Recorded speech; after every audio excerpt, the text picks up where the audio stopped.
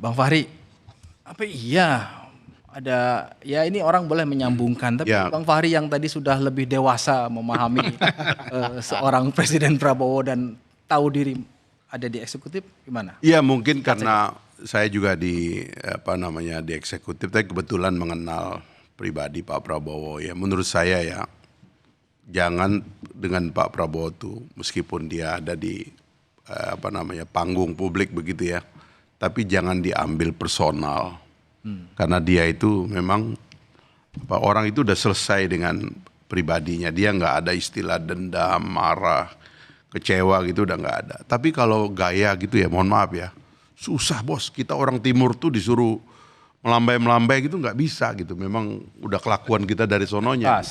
Itu satu. Yang kedua menurut saya ya, bisa nggak kita mulai melihat kepentingan kita secara kolektif.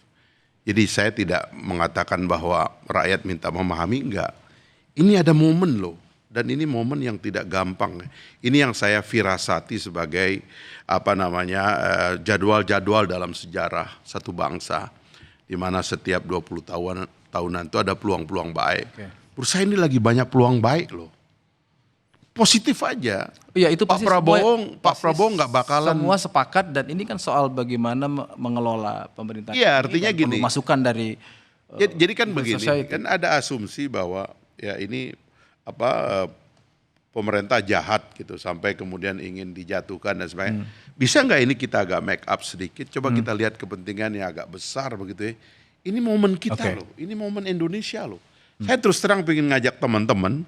Karena Pak Prabowo tuh nggak mundur, dia positif aja. Dia nggak akan peduli kalau ada yang melanggar hukum, dia sikat, pasti dia suruh sistem ini bekerja dan dia koreksi loh. Kalau ada tindakan-tindakan dia koreksi, dia baca, gila, dia bilang itu ada pengusaha sudah ingkrah dikangkangi itu kebun, dia nggak mau, saya suruh sikat dia bilang.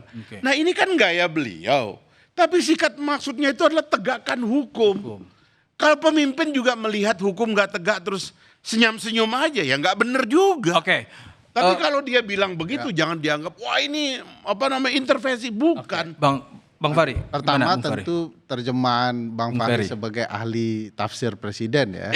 Akan sangat berbeda. Sudah sangat memahami. Mas Yogi akan sangat beda dengan yang di bawah presiden yang lain. Kata menertibkan bisa dimaknai sangat berbeda. Saya itu termasuk agak bersedih hati sebagai warga Sumatera Barat ya. Presiden selalu mengatakan meskipun Sumatera Barat itu kalah. Saya perhatikan beliau lupa sebelum-sebelumnya warga Sumatera Barat itu memilih beliau. Sekarang beliau lebih cenderung menggunakan diksi yang orang-orang kalah itu dia lupa. 10 tahun yang lalu dia selalu ingin dimenangkan. Itu tadi kata Bang Fahri jangan personal. Nah, jadi makanya presiden juga jangan personal. Ya kok aneh jadinya kalau kita diminta mengerti presiden, bukan presiden yang mengerti kita. Emang kita siapa? Kita ini rakyat. Beliau pemegang tertinggi kekuasaan. Begitu terbawa perasaan, walaupun bukan itu maknanya, disalahartikan oleh anak buahnya, terjadilah yang macam-macam, bahkan mungkin termasuk penyiraman.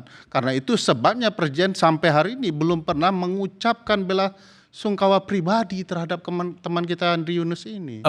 Saya ke Prof. Firkar. Prof, saran apa Prof untuk sebagai yang pernah jadi ketemu begini Pak Prabowo, ya, supaya ini tetap dijaga, tujuan pemerintah juga tercapai, tapi masyarakat jadi kalimat terlibat. dari Presiden Prabowo itu tidak berubah. Seakan-akan dari kapan tuh ukuran waktunya? Ya itu dari sejak dia menang menjadi Presiden Republik Indonesia. Apa yang tidak berubah? Seakan-akan orang yang mengkritik itu adalah orang dari yang kelompok yang kalah. Padahal maksud kami itu adalah mengingatkan pada presiden agar jangan menjadi sebuah kekuatan yang totaliter dan kemudian juga otoriter. Kami ingin menjaga supaya demokrasi di Indonesia ini tetap bisa berjalan secara konstitusional. Jadi intinya gitu, bahwa kemudian seakan-akan tidak ada lah yang makar itu punya nasionalisme, kemudian nggak punya apa istilahnya tuh patriotisme, dan seakan-akan nggak ada yang baik dari dia. Kita nggak bilang begitu. Anda itu coba dengarkan juga kata rakyat. Keluar dari BOP. berhenti dari ART dan sebagainya. Itulah yang ingin Mas Kodari, oleh gimana Mas Kodari teman-teman. melihat ini? Pertama kan begini, enggak selalu kata pengamat atau orang yang kalah itu identik atau selalu disebutkan, tetapi nggak bisa dinafikan juga bahwa memang diantaranya memang ada orang-orang yang tidak mendukung beliau begitu. Saya belum hitung jumlahnya secara persis ya, Dan tapi itu saya nggak apa-apa, yakin kan? kalau dihitung Bahkan yang lebih dari mendukung 50%. pun juga berseberangan Ya nggak apa-apa begitu. Karena itu menurut saya kata kuncinya adalah soal apakah itu dalam koridor konstitusi atau tidak. Kita punya konstitusi itu supaya apa? Supaya menjaga dari hal-hal yang menimbulkan ketidakpastian yang besar. Nah, kalau ada ketidakpastian yang besar, maka nanti kita mempertaruhkan situasi dan kondisi bangsa ini yang notabene nanti korbannya adalah kita sendiri.